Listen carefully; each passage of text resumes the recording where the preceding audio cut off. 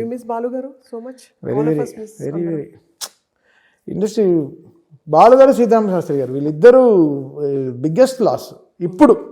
Too much వాళ్ళు ఉండుంటే ఇంకా కొంచెం భయం ఉండేది. వాళ్ళ సీట్ బెల్ట్స్ సినిమా ఇండస్ట్రీకి కారు ఫాస్ట్గా వెళ్ళినా వాళ్ళు మనకి సీట్ బెల్ట్ లాగా వాళ్ళు.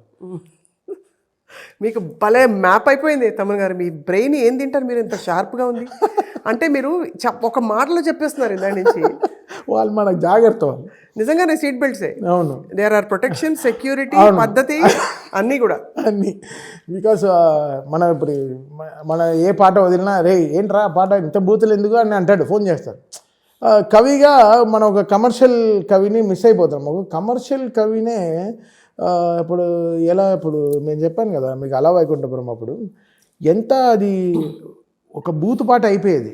ఏది కాళ్ళని చూస్తూనే ఉంటాడు హీరో, కాళ్ళని చూస్తూనే ఉంటాడు. నాకు త్రివిక్రమ్ గారికి పెద్ద దీన్ని ఎలా మనం ప్యూరిఫై చేస్తాం? అది అసలు కాళ్ళని చూడడం ఏంటి, కాళ్ళని అసలు ఇంతవరకు అమ్మాయి డ్రెస్ వేసుకుంటూ ఉంటుంది మొత్తం ఆఫీస్లో. బట్ ఆ పాటని ఎంత ప్యూరిఫై చేయడంలో ఆలోచించాడు సీతారామ శాస్త్రి గారు. మాది ఫాస్ట్గా వెళ్తుంది కారు, బట్ ఆయన వేసాడు కదా సీట్ బెల్ట్, ఒక గౌరవం అది కదా. అది ఎక్కడో లూజ్ అయిపోయింది. అది బాలుగారు ఉండేంత వరకు అసలు ఇష్యూస్, బాలుగారు ఉండేంత వరకు ఏం ఇష్యూస్ లేదు. సింగర్స్ అందరూ జాగ్రత్తగా ఉండేవాళ్ళు. అవును, ఒక అలర్ట్నెస్, శ్రద్ధ. బికాజ్ అందరు గ్రూప్లో బాలుగారు ఉండేవారు. ఏమున్నా వీళ్ళు 3 నెలలకు ఒకసారి స్వరాభిషేకం వెళ్ళి అటెండెన్స్ చేయాలిగా. అవునవును, అక్కడైనా పాలిష్ చేసి అవును, ఏం పాడుతున్నా, ఏం శృతిలో లేదు, ఏం పాడదు, ఆయనకే ఫియర్ ఏముంది. ఇప్పుడు శ్రీకృష్ణ వీళ్ళందరికీ బాలుగారే హెడ్. అది ఎక్కడో వీఆర్ లూజింగ్ దట్. అది బికాజ్ ఆ భయం జాగ్రత్త పోయింది. నాకు చాలా ఆశ్చర్యం ఏంటంటే బాలు గారు హైయెస్ట్ రెమ్యూనరేషన్ కూడా ఎంతో అంత తీసుకునేవారు. ఇప్పుడు వచ్చే సింగర్లందరికీ అంత లక్షల్లో ప్లస్ జిఎస్టీ ఇలా ఉంది. ఏం మారిపోయింది? What has change? ఉన్నా కూడా మేము మళ్ళీ దాన్ని మెలడైన్ చేసి మేము చాలా చేస్తున్నాం. నువ్వు నాతో ఏమన్నావో ఆయన లాస్ట్ సాంగ్ నాకు పాడారు డిస్కో రాజాలో, 6 నిమిషాల పాట.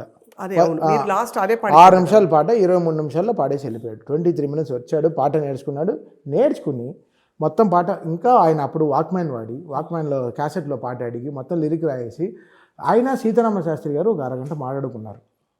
ఏంటండి ఇంత మంచిగా లిరిక్స్ రాశారు, దీన్ని ఎలా నేను పలకాలి, ఏంటి 70,000 పాటలు పాడి 70,000 పాటలు పాడి రికార్డింగ్ స్టూడియోలో అతను సీతారామ శాస్త్రి గారికి ఫోన్, ఆ కళ్ళ ముందర నేను శ్రీకృష్ణ కూర్చుని బాలు గారు సీతారామ శాస్త్రి గారికి కాల్ చేస్తున్నారు.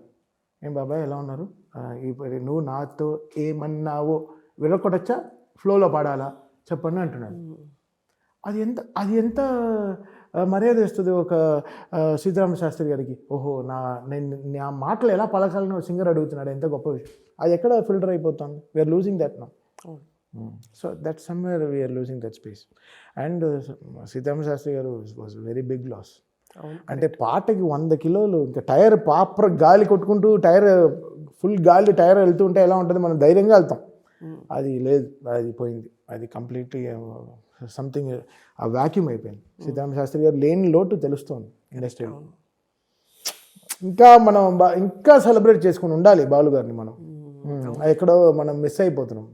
మన లెజెండ్ని మనమే వదిలేస్తే మనకు బాధగా ఉంది. అది చాలా బాధగా. అందుకే నా స్టూడియోలో ఎప్పుడు వాళ్ళ ఫోటో ఉంటుంది, ఎప్పుడు వాళ్ళు ఇద్దరు పడే నిరంతరంగా ఆ వర్డ్ త్రివిక్రమ్ గారు ఇచ్చారు. సరే ఇద్దరు ఫోటో మధ్యలో పేరు ఒక లైన్ కావాలంటే ఆయన నిరంతరంగా అని పెట్టన్నారు. బ్యూటిఫుల్ అండి. ఐ థింక్ మీకు పాత తరం, మీరు వయసులో చిన్న అయినా కూడా ఆ పాత తరం ఎమోషన్ అలాగే ఉంది. మీరు చిన్న వయసులో వచ్చారు కాబట్టి ఇండస్ట్రీకి, అలా మీరు పెరుగుతూ అందరూ పెద్దవాళ్ళు లెజెండ్స్ అందరూ మీ చుట్టూ ఉన్నారు. వాళ్ళందరినీ పట్టుకుని ఆ మెళకుల్లో నేర్చేసుకున్నారు మీరు. లేదు, బికాస్ కిక్ 6 పాటలు ఆయనే రాశారు. ఇప్పుడు నాకు నేను ఏం చెప్తాను, కన్నెత్తి చూడకే నేను తన్న అత్తే నాని నేను పంపించాను ట్యూన్. ఆయన కన్నెత్తి చూడకే కన్యామణి కరెక్ట్గా పంపించాడు. లాక్ అయిందా లేదా, బెల్ట్ వెళ్ళి పచక్కని కూర్చుంది, పాట అయిపోయింది. నాకు ఇంకా నేను ఎలా అయినా పాడుకోవచ్చు ఆ పాటని. ఎందుకంటే పాటకి కరెక్ట్ అయిన పేరు ఇచ్చే పాటకు ఒక పేరు ఇచ్చేస్తాడు. సాంబజవరగమన అన్నీ నాలోనే ఆగుతుంది. మల్లెల మాసమా మీరు చరణం మొదలు పెడితే మొత్తం మాలోనే ఆగుతుంది.